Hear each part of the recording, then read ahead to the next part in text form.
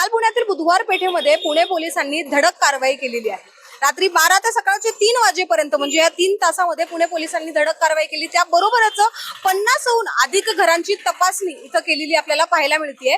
आणि त्याबरोबरच आपण बघितलं तर मध्यंतरी काही बातम्या बाहेर आल्या होत्या, त्यामध्ये बांगलादेशी महिला अवैधपणे बुधवार पेठेत राहतात, त्याच्यामुळे म्हणजे या गोष्टीवर लक्ष देत पुणे पोलिसांनी किंवा आपण म्हणू की झोन 1 चे पोलिसांनी इथं काल रात्री कडक कारवाई केलेली आहे।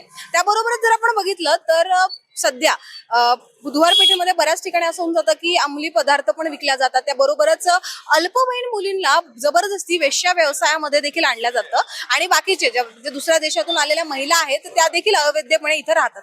आणि ह्या सगळ्या गोष्टींवर लक्ष देण्यासाठी किंवा या सगळ्या गोष्टीचा पर्दाफाश करण्यासाठी काल पुणे पोलिसांनी इथं धडक कारवाई केली होती। बऱ्याच म्हणजे ह्या सगळी जी बुधवार पेठ आहे ती रात्रीच्या वेळेस बंद होती, प्रत्येक गल्लीमध्ये पोलीस तैनात होते आणि त्याबरोबरच अजूनही या गल्ल्यांमध्ये पाहिलं आपण तर अजूनही काही ठिकाणी पोलीस आपल्याला पाहायला मिळत आहे। सध्या आपण आज बुधवार पेठ परिसरामध्ये आहोत। जशा रोजच्या पद्धतीने इथे बुधवार पेठ असते तशा पद्धतीने नसून इथं काही ठिकाणी अजूनही पोलीस ऑफिसर्स आपल्याला पाहायला मिळत आहेत, कारण की कालची जी कारवाई इथं झाली होती ती अगदी महत्त्वाची होती।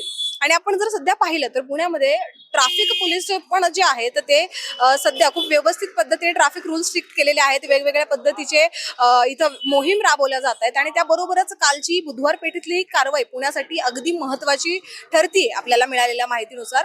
आणि बरोबरच की पुण्यामधली जी सुरक्षा आहेत किंवा काही चुकीच्या गोष्टी पुण्यामध्ये होऊ नये याच्यासाठी ही पोलिसांची कारवाई सध्या सुरू आहे। आता या सगळ्या गोष्टीवर किंवा या बुधवार पेठेबद्दलची जी कारवाई काल झालेली यावर तुम्हाला काय वाटतंय आम्हाला कमेंटच्या माध्यमातून सांगायला विसरू नका आणि पाहत राहा न्यूज डॉट्स। मी मृदुला नारळ।